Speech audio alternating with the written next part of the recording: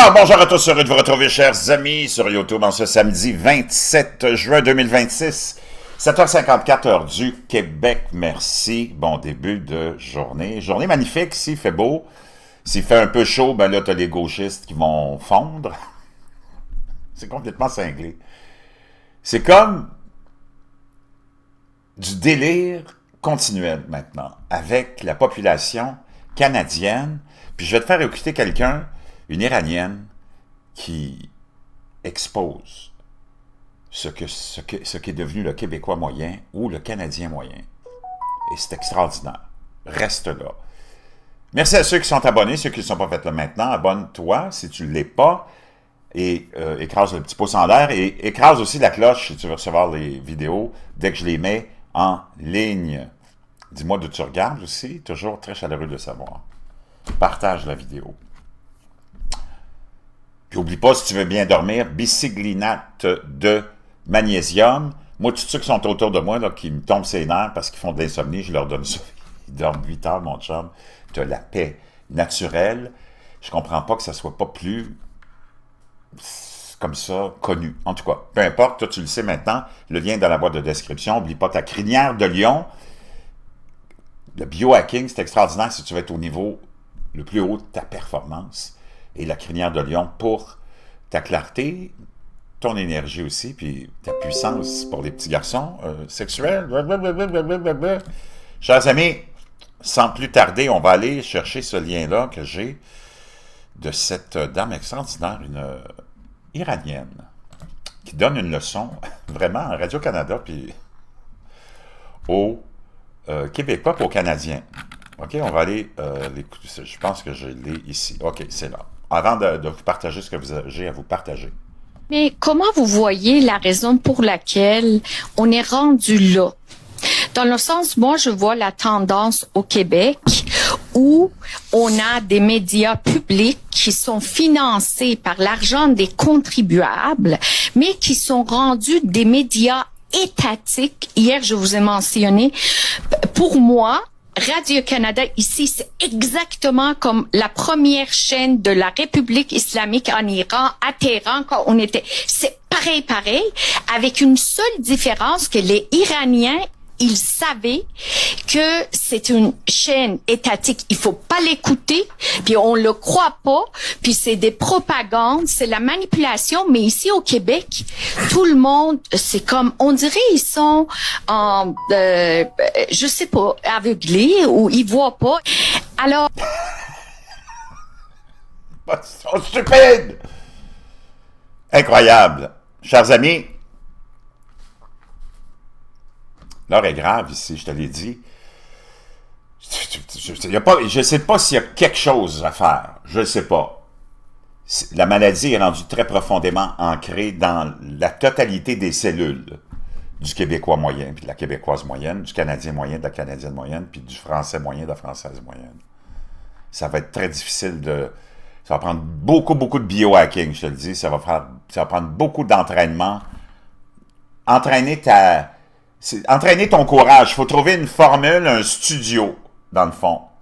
Il faut créer une nouvelle tendance, faut créer une nouvelle technique. Il faut créer quelque chose de nouveau. Il faut inventer quelque chose. Là, je m'adresse aux patriotes. Comment on peut faire ça? Est-ce qu'il faut qu'on s'ouvre une église, genre, mais sans un temple? Il faut qu'on preach. C'est pour ça que je suis un preacher. Moi, je ne suis pas un analyste de con ou je ne suis pas un crétin des réseaux alternés qui essaye de t'endormir jusqu'à la fin de tes jours, comme le complexe médiatique, en essayant de t'expliquer pour essayer de passer pour un savant de la géopolitique alors que tu ne sais même pas de quoi tu parles. Pour eux autres, être un expert en géopolitique, c'est d'être un anti-juif, un anti-chrétien, puis un anti-blanc. C'est des traîtres. Nos pseudo-chaînes alternées ici, puis les podcasters, puis les pseudo, comment je les appelle, là, le pseudo-patriotes, c'est ça. Des crétins comme ça. C'est pour ça que moi, je suis rien de ça. Moi, je suis un preacher, mon chum. Puis c'est comme ça que je pense que c'est le seul moyen que tu puisses réveiller la corde de la fierté, puis la corde patriotique. Donc, il faut trouver une façon d'entraîner la volonté, d'entraîner le courage. Tu sais, tu entraînes tes muscles, moi je le fais, tu entraînes ton cardio. Tu sais, tu as un type d'exercice pour les muscles, un type d'exercice pour le cardio, un type d'exercice pour la mobilité. Tu as un type d'exercice pour la flexibilité. Là, faut qu'on invente quelque chose, mais d'après moi, ça passe par le preaching. Donc, il faut s'ouvrir un temple quelque part, puis toi aussi, il faut que tu commences à preacher. Preacher. Parce qu'on s'en sortira jamais. Tout a été essayé. Les partis politiques ont été essayés, les systèmes politiques ont été essayés. Ça marche pas, c'est de la merde. Il faut que tu réveilles le patriote qui est en toi loin, loin, loin, loin, loin. OK? Donc, je sais pas, là, si tu as des idées, tu peux me les envoyer dans le courriel qui est dans la boîte de description. Donc, la nouvelle, c'est la suivante. Laisse-moi aller chercher le lien. Israël et le Liban ont signé, dans les dernières heures, un accord historique, mais le Hezbollah le rejette. Parce que le problème en ce moment, au Moyen-Orient, tu sais que c'est un trou. Depuis que l'islam est là, c'est un trou infernal. Sans fin de misère puis de chaos. S'il n'y avait pas l'islam, tu n'en aurais pas de problème, tu comprends? Partout sur la planète. Là, Donald Trump a accompli ce que beaucoup d'hommes et femmes politiques de l'Occident n'ont jamais eu le courage de faire. Il a attaqué le régime islamique. OK? Oublie ce que ces gens-là racontent, là, qui ont gagné la guerre. Ils n'étaient même pas là pendant la guerre de 28 jours, à peu près 29 jours. Mais parce qu'aux États-Unis, il y a des pressions venant de gens qui ont perdu leur fierté, qui ont perdu leur corde patriotique. On veut pas de guerre, on veut la paix universelle, blablabla. Il a senti les pressions, les élections de mi-mandat s'en viennent, le prix du pétrole, ça semblait être un problème pour l'espèce de mindset, la programmation de masse, là, tu sais, le prix du pétrole. Donc, il s'est dit, OK, je vais mettre un haut là-dessus, on va essayer de s'entendre avec eux. Et ils ont amené le Pakistan et le Qatar pour être des médiateurs. Ça a donné un mémorandum d'entente, un framework, si tu veux, complètement déconnecté de la réalité de Donald Trump. C'est J.D. Vance, son pantin, qui vient. Avec ça, là, il a mis fin aux espoirs de J.D. Vance de devenir président des États-Unis. Oublie ça. Lui, s'il veut rester dans le giron de la politique internationale, il va falloir qu'il se marie avec le premier ministre pakistanais, parce qu'il a l'air de l'aimer, il pogne toujours les petites fefounes, puis il l'embrasse, parce qu'il est brûlé, fini aux États-Unis avec les patriotes. Il est fini, il est brûlé, ce gars-là. C'est lui qui est le responsable de ce papier-là de 14 points, dans lequel il a tout donné à l'Iran. C'est complètement cinglé. C'est comme s'il avait envie d'aller baiser le petit Mouchtaba qui est mort, le nouveau supposé leader que tu as vu seulement en carton. Apparemment, c'était un gay. C'est pour ça qu'on l'appelle le gay Yatoualet. Tu avais l'Ayatoualet, son papa. Lui, c'est le gay Yatoualet. Parce que c'est un gay. Mais il n'est plus là. Il est parti au faux paradis, lui aussi. Donc, c'est un désastre, ça. Mais peu importe, c'est pas finalisé, c'est juste un framework. Mais les Iraniens, le régime de terreur des psychopathes, parce que c'est des psychopathes. Si tu te ranges de ce côté-là, toi, moi, tu as besoin de te faire soigner, mon chum. Eux autres qui ont inclus le Liban là-dedans. Qu'est-ce que le Liban vient faire là-dedans? Puis toi, en tant qu'Iranien, pourquoi tu t'es pas occupé de l'Iran pendant 47 ans au lieu de financer tous les groupes de psychopathes aux alentours de ton pays, à proximité de ton pays, pour déstabiliser toutes les populations de ces pays-là, pour leur faire vivre encore plus de misère. Donc, le Hezbollah a été créé à peu près d'une 35 ans, peut-être même plus, par les Iraniens du régime islamique, pour déstabiliser le Liban. Le Liban est c'est un gouvernement vraiment mollasson, puis leur armée, même les majorettes, c'est au Québec, là, n'importe quel groupe de majorettes là, serait capable de combattre puis de gagner contre l'armée libanaise. Ils ont peur du Hezbollah. Le Hezbollah s'est installé dans le sud, ils ont même fait élire, je pense, du monde au Parlement. Ça n'a pas d'allure. La plupart, c'est pas des Libanais, mais là, il y en a qui sont des Libanais de naissance parce qu'ils sont nés au Liban, là, mais c'est pas des Libanais à l'origine, c'est du monde qui viennent de toutes sortes de pays, que ce soit de la Syrie, de l'Irak, tous des chiites, puis qui sont allés déstabiliser ce pays-là, qui ont commis tellement de terreur au Liban. Et là, ils se sont installés comme un gouvernement additionnel, parallèle au gouvernement. Ça n'a pas d'allure comme situation. Il n'y a rien de rationnel là-dedans. Et là, Israël, avec une pression aussi qu'elle a sentie sur ses épaules, naturellement, s'est dit, OK, sais-tu quoi? On va leur jouer un tour. On va aller signer une entente avec le gouvernement libanais. Tu les vois ici. Israël, les États-Unis et le Liban. On signe cette espèce d'accord historique qui va être un framework aussi. Tu vois Marco Rubio qui est là derrière. Et ce que ça fait en principe, là, dans la réalité, c'est que ça vient couper l'herbe sous le pied au Hezbollah. Parce qu'on signe cette entente-là entre deux pays souverains et on dit au gouvernement libanais, maintenant, débarrassez-vous du Hezbollah. Je ne sais pas s'ils vont avoir le courage. Les Libanais, je vais dire une chose, l'armée du Liban, c'est même toutes les drag queens que tu as au Québec qui seraient capables d'aller combattre puis gagner contre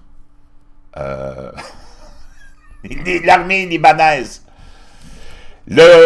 Israël occupe une partie du territoire du Sud parce que c'est une partie qu'on a utilisée comme une barrière parce que le Hezbollah n'arrête pas d'attaquer Israël. C'est ça le but ultime de ces gens-là. Et dans cette entente-là, on se recule un peu du côté israélien, mais on va garder une espèce de tampon, une zone tampon, OK? Ça a été accepté là-dedans. Qu'est-ce qui pourrait être dans cette entente-là? IDF withdraw from pilot zone. On se retire de certaines zones, mais on garde, comme je t'ai dit, il va rester une petite zone dans le sud, une zone qu'on appelle sécuritaire, de sécurité tampon. L'armée du Liban va prendre le contrôle des zones où Israël va se retirer. Et on est supposé désarmer. Hey, tu sais qu'il y a encore des missiles puis beaucoup d'armements au niveau du Hezbollah, même s'ils ont été attaqués pendant...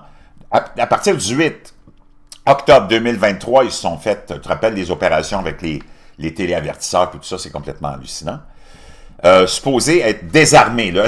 C'est comme le Hamas. Hein? Trump vous avait dit, quand ils ont signé il y a 6 mois l'accord de paix là, pour stabiliser la bande de Gaza, il a dit au Hamas, on va vous désarmer. Ils ont nommé une espèce d'entité internationale. Sais-tu quoi? 6 mois après, là, le Hamas est encore au pouvoir, puis le Hamas est encore armé. Il n'y a rien qui a été fait. Donc, des fois, Donald Trump, même si je l'aime, c'est pour ça que je te dis que c'est beaucoup de blabla, mais il n'y a rien qui se fait. Le Hamas, aujourd'hui, d'ailleurs, ils sont en train de se rencontrer, toutes ces entités-là, de son groupe de paix, parce qu'il dit, tabarnak, il n'y a rien de fait. Le Hamas est encore là, c'est lui qui contrôle la bande de Gaza, puis il est encore armé, on n'a même pas enlevé un gun encore. Comprends-tu que les Palestiniens sont écœurés du Hamas? Ils ne sont pas écœurés d'Israël. Les Palestiniens sont écœurés du Hamas, même si ça n'existe pas dans la réalité. Les Palestiniens sont des Jordaniens. Et il y a des pourparlers qui vont être entrepris pour arriver à une paix, espérons-le, permanente. Mais pour arriver à une paix permanente dans le monde, il y a une seule et unique solution, c'est d'éliminer l'islam de façon unilatérale. On ne parle pas d'éliminer les musulmans, on parle d'éliminer le concept et l'idéologie de l'islam en ayant des dirigeants qui ont du courage, qui se mettent devant les caméras du monde entier, qui disent « cette idéologie-là est inacceptable dans nos pays, inacceptable dans n'importe quel pays. Si vous n'êtes pas capable de vivre votre foi dans vos entités, dans vos cœurs, dis ça comme tu voudras, puis que vous continuez à emmerder le monde, continuer à vouloir détruire Israël décapiter les chrétiens, lapider les femmes chez vous, là, ben nous autres, on trouve que c'est inacceptable. Une pseudo-religion qui est basée sur des principes comme ceux-là. Inacceptable. Si vous les rejetez pas, ces principes-là, ben, vous allez être bloqué partout, partout, partout. On ne fait plus d'affaires avec vous autres. Vous êtes bloqué de toutes les institutions, vous êtes bloqué de toutes les organisations économiques. Vous allez être pris dans votre marde. Ça serait tellement simple. Les hindous, bon, ils boivent de la pisse de vache, mais ils ne nous dérangent pas. Sauf que s'ils viennent chez nous, il ne faut pas qu'ils nous rendent le pays semblable à l'Inde puis au Gange, le fleuve le plus dégueulasse au monde, là, puis le pays le plus sale au monde. Mais à part de ça, ils ne nous dérangent pas. Les bouddhistes, ils ne nous dérangent pas. Les juifs, ils ne nous dérangent pas. C'est comme, à un moment donné, là, c'est tellement simple. Tu veux faire partie du monde, tu veux faire partie de la race humaine, ben tabarnak, comporte-toi comme un humain. Puis crisse-nous la paix avec ta folie, crisse-nous la paix avec ta volonté de répandre ça partout, on sent tabarnak. Ça serait tellement simple. Mais personne, tu vois, personne n'a du courage pour adresser le seul et unique éléphant dans la pièce mondiale. L'islam, mon chum. Pas les musulmans, c'est les premières victimes de ça. L'islam. Je veux tes commentaires. Donc, c'est un accord. Tu n'en as pas entendu parler. Encore, il est nulle part, là, il va sortir. Mais ça vient couper l'herbe sous le pied au Hezbollah, puis à l'Iran aussi, qui disait qu'il voulait absolument inclure le Liban, même si ça ne les regarde pas, là. Israël, qui sont vraiment plus smart que tous ces singes-là, puis ces primates-là, il a dit, OK, pas de problème, tiens, tu voulais l'avoir, ça? On te le donne. Voilà. Wow! J'ai hâte de voir la suite de ça, tu sais qu'ils ne seront pas contents. Mais c'est vraiment, vraiment universel, le manque de courage de tout le monde. Donc, envoie-moi des conseils, toi, pour qu'on trouve une solution. Ensemble, peut-être, on s'en ira. On va aller ouvrir un temple, le Cité du courage. Qu'est-ce que tu en penses?